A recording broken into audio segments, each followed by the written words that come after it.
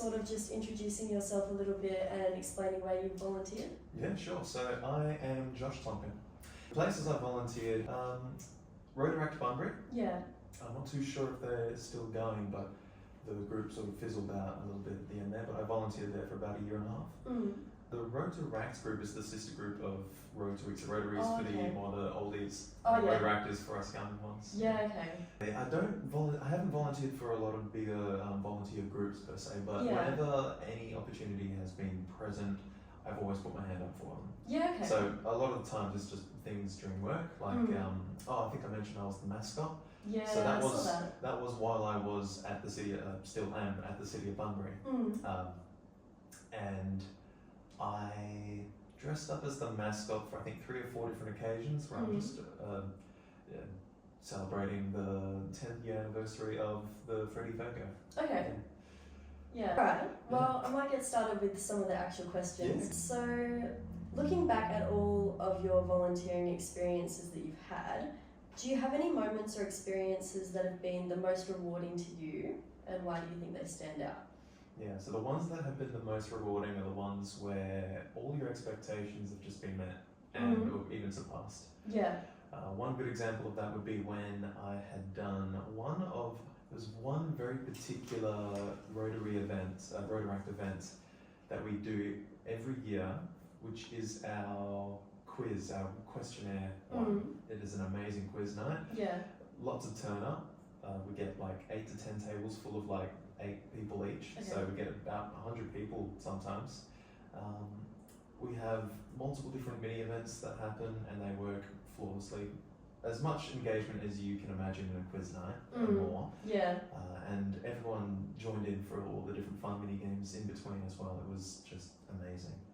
What stood out to me the most about that is how everyone's cooperation had made it such an event that it was. It was just the most successful thing because everyone worked together in unison. Yeah. One of the was there a part in that question that was like, what are the detriments, or is that coming after? No. No, it was just more about the most rewarding experience. But if you've got something that was a bit detrimental, feel free to share. It's not really so much a negative, but one thing that can stand out that can bring a person down in even the best events is if a person, especially I like to overthink things myself, doesn't feel like they've contributed enough. Yeah. Or if, again, overthinking, maybe they could have done better at that time. And I most certainly had done that during that event when I got up there on that stage and I was asking the questions and answering the previous round. I managed to stuff up the pronunciation of a few names and some places, and so a little bit more forethought, some practice could have helped, but you can do the best in the moment, right? Yeah, that's true. So how do you think maybe the organisation you're volunteering for or like working with, how do you think they could have helped minimise that feeling? A bit more practice. Yeah, a bit more practice. Yeah, so having another time where you could just get together and account for everything. Yeah, so that is like you've got a questionnaire, you've got to write the questions, you've got to write the answers, you divvy out who reads what and then at what time in the schedule, that's great. But then maybe just one quick little floor run just to see if it works. Yeah, okay. Can you share what first inspired you to start volunteering? I was raking my brain to figure out what even began, like how it even started. I guess. I was roped into it by my girlfriend at the time. Okay. That was pretty much it. Alright. So I decided, I'll come along, have some free time. I'm a very helpful person, and to be told, hey, if you spend your time here, you can help a broader audience and more of your society, then I thought, hey, that just makes me feel even better than helping maybe 1 or 2 people. Yeah, okay. Yeah, quantity over quality at that point. Yeah, so it's mostly, at the start you think it was like the difference you can make in people's lives? Definitely, Okay. Yeah. And I was told the difference is, at that point, while you do reach a broader audience, it is a quality improvement as well, so I thought, it's easy. What do you think was the quality of the improvement? well, instead of helping one-on-one, it's very personable when you volunteer to maybe help a person or two. But when Yeah. you're in a group or when you're volunteering for larger events, you're fulfilling everyone's happiness during that event, whether it be like something as big as like Bunbury's Skyfest Yeah. or the questionnaire quiz night. You just have you see a lot more smiles when you're helping bigger audiences. That's true. So that's something that's really rewarding for you, is being able to see a large number of people impacted by what you're doing. Yeah, definitely. Yeah. Yeah. Okay. Actually, Cool. tangible outcomes like that. Yeah. So it's the smiles on the faces, really, like in that kind of situation. Definitely. Okay. Now we're going to talk about barriers a little bit. Yeah. Barriers to volunteering for yourself and for young people in general. Okay. So have you ever faced any challenges, like, for example, it could be other ones, but transport or time management or juggling other commitments while volunteering? Yeah, I guess when it comes to barriers like time management and things like that, there's only so much a person can do and assist with outside of their regular day to day. You got to sleep 8 hours, you got to work 8 hours. The other 8 you got to fill in with personal time. Personal time as well. Yeah, Yeah. exactly. So there's a balance of finding the happiness in oneself to do the things you want to do, and then finding the happiness to do the things that you know is going to help other people. Yeah, I totally agree with you. And I think when people volunteer, or I think a lot of the time when people are considering volunteering, they can't already see how it's going to benefit themselves. Yeah. So I really think like people need to just kind of give it a go, get started, and then once you can start to see the benefits, then it people won't mind as much if it encroaches in your personal time, because it's still rewarding. It becomes a part of them. Yeah. At that point, That's how I feel with how volunteering's impacted my life. It's something that I actually like to do, like I choose to do it now. Okay. Whereas probably 5 years ago or so, it wouldn't have been interesting to me, but because I've had that experience now, I want to. Yeah, it becomes a habit, right? Because it becomes a core part of your lifestyle. It's something that you used to do. You wake up, you eat food, you brush your teeth, you volunteer. Yeah. So at the end of the day, it is work. It is still strenuous. Yeah. So I personally feel like sometimes I can be run down, and I think to myself, well, that's very poor of me to be volunteering and feeling bad at the same time. So one barrier could be understanding, and a barrier breaker can be understanding, realizing it is still work. You're putting in effort. You're going to get tired. You don't need to blame yourself for it. Yeah. Okay. Fair point. Have there been times in a volunteer role where you felt unsure or unsupported, and what helped you navigate those situations? Yeah, so I can remember very clearly as I was driving here and I thought about this instance. So I went to Headspace, and then once I was finished up there, they said, hey, join our youth volunteer group. So I did. Okay. And I think I was about 14, 15 when I did that. Back then I didn't have any inclination to put any more thought into things and take control of things. So when things were set for me and I was told to do things, I just did those things. Like I was told, hey, we're going to go to Groove the Moon, you get a free ticket, all you got to do is hand out all these flyers, which I thought great. But I had no idea why I was doing it. So if I had a bit more of an understanding of why I was handing out these flyers, then I'd be able to, sell what they were giving the flyers out for. Yeah, okay, so lack of information in that circumstance. Exactly. And you think if you understood a little bit more of the purpose, it would feel a bit more meaningful? More purpose, more meaningful. And exactly you feel a bit more confident in that situation? Much more confident. Rather than people asking questions like, oh, what's this for? Something simple like that, and you're like, and you don't know exactly what to say in that moment. Yeah, exactly. Yeah. Any others that you can think of? Any times you felt a little bit unsure or unsupported? Or? Whenever there's a larger body that's governing the lower one, like how Rotary governs Rotaract, a bit more clarity and a bit more openness with communication is always key. Okay. At the start of every year or financial year, they reset everything and go, okay, appoint your new group leaders, your secretary, your head, everything. And then these are all your key objectives that you're going to do. It's great, like it really gives you some objectives to go for by the end of the next year or financial year. But then it doesn't tell us anything else, and they don't communicate with us outside of that. They just say, go off, be your own thing. And it doesn't give us our own purpose other than what we choose to make it, which Mm. for some part is great Yeah. because we can make it whatever we want to be, and we can lead by example for the rest of our community and for other groups that want to aspire to be like us. But then it doesn't give us much of a direction to go in. Yeah. So if we don't have that direction, it's a bit difficult to be able to grow if we don't know what we're growing into. Yeah. So, do you think guidance is important, especially for young people Very much. doing something new? A little bit of a sense of direction. Yeah. Exactly. Yeah, I agree. From your perspective, what do you think makes a volunteer role feel safe, welcoming, and encouraging for young people? What makes it feel welcoming is when it's really casual and really informal. Yeah. So when I volunteered at Rotaract, there were all of our times that we've caught up together, we've had at people's houses. Okay. And everyone had to have a tan. Right. So it seems counterintuitive, but having people over your own house feels welcoming. Because you're almost like welcoming the group to you instead of you being welcomed in, right? Yeah. So you get more of a chance to lead in a way. And I don't know if it's the leading aspect, I don't know if it's inviting people in your own house, I'm not sure if it's being in other people's houses or it might be a mix of them all, but when things are so casual, it makes it seem as though you're all friends. The volunteer group people are all having fun together in your personal homes and houses. Yeah, wow, that's interesting. I haven't actually heard of any organisations doing something like that.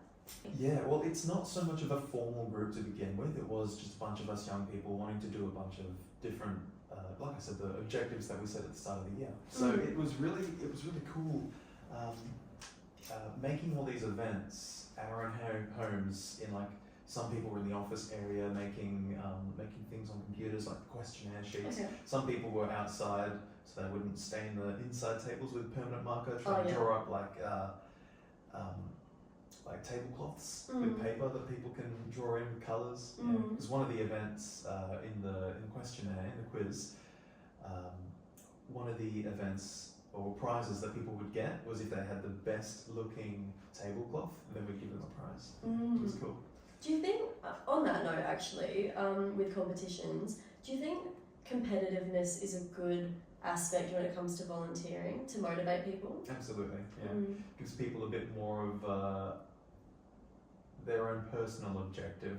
It's more subjective to them that they can achieve something themselves rather than just trying to achieve things together. Because you do have to have that sort of personal gain when you do volunteer things. Which shouldn't be a selfish thing, should be seen as more like, I feel like I'm getting something out of it. I'm not really, we're all pitching in together, but it's a cool concept to me to have this competitiveness. Okay, next couple of questions are about generational and cultural dynamics. So, have you noticed any generational or cultural differences in your volunteering experiences, particularly when there's maybe a group of older people running the organisation and you're a young person going in kind of situation? And how have those experiences influenced the way you connect with others or approach your work? I guess a lot of information is provided to us young ones to make sure that we don't stuff up, or we don't do things out of the ordinary, to keep us on a very tight track, which is good for people who want to be told what to do and just do it, and just get it done. Here's a bunch of flyers, walk around the place, hand them out to people. You can't fail, you can't do wrong by that.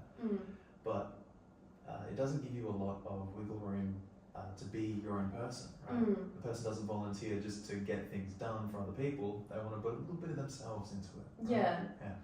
So when it comes to generational change, there's not a lot of trust that young people with their lack of experience are going to do things right, especially the first time around. And that's acceptable and understandable. But letting us fail and try again and improve ourselves, benefit the group by improving and trying. That's part of the growth. That's part of that is part of the journey. So would you say in an organisation it's important for the more senior staff members or volunteers or whoever's there to sort of take on a bit of a mentorship role. Yeah, mentorship. And also encourage young people to be themselves and find their own path rather than just follow maybe the systems that they've got, and be a little bit open-minded to change and differences. Open to change differences, absolutely. Yeah, I haven't personally found a lot of areas where it's like the oldies have one idea of thinking things and the youngies have a different idea of approaching things.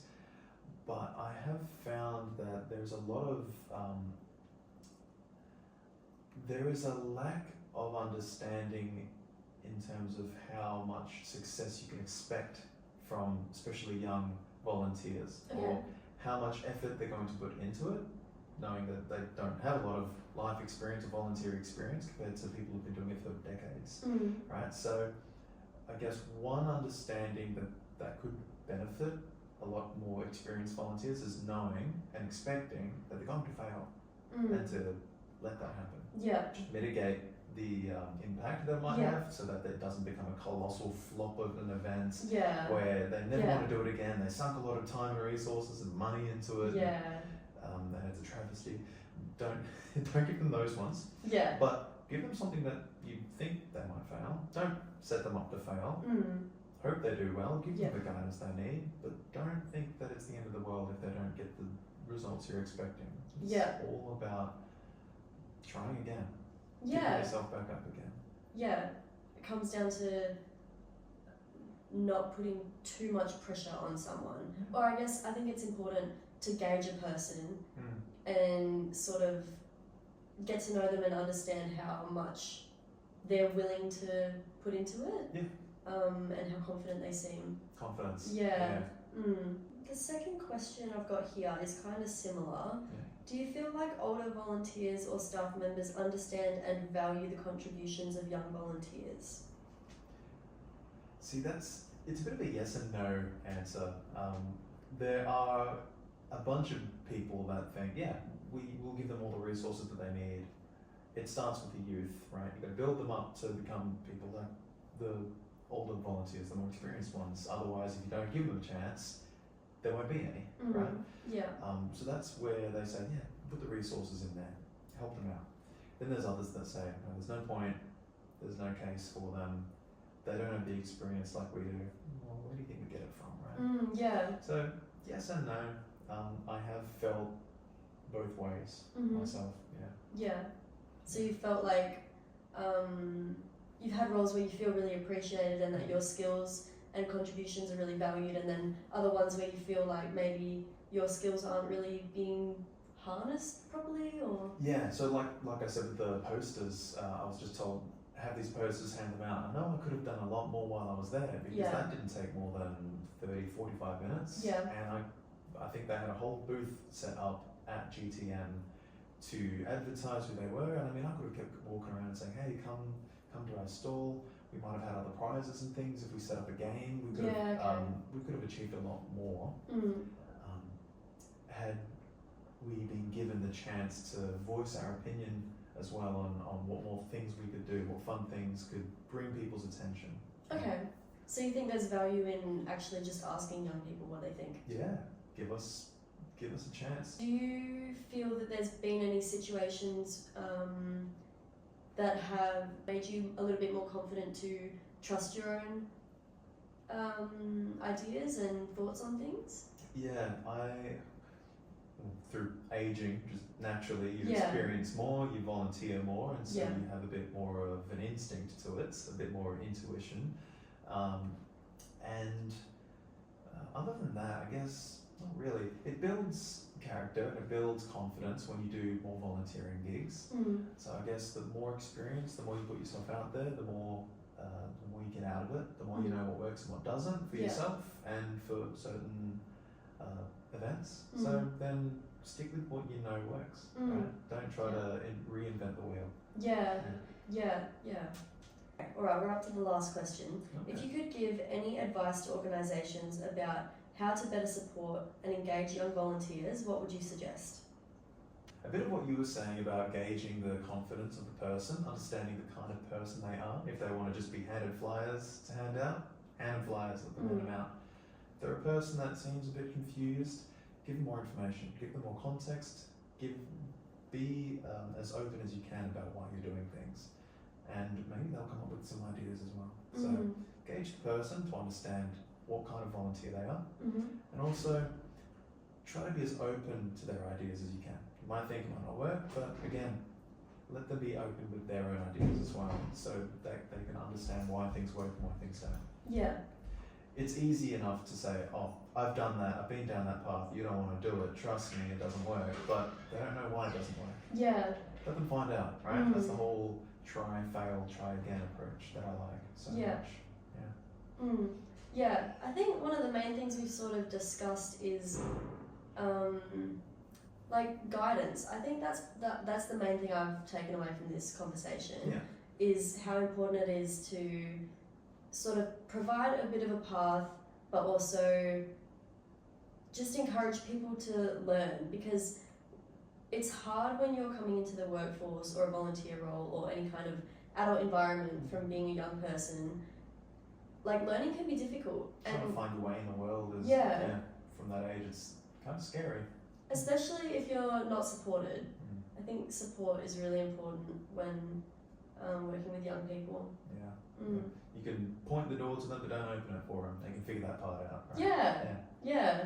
Cool. Well, thanks for that. I haven't got any more questions. Have you got anything else that you think is maybe worth mentioning? No, this is fun. Okay. No, but if you do have any more questions, I'm more than happy to come back here. Okay. Yeah, definitely. Alright, we can make a part 2 maybe. Cool, yeah.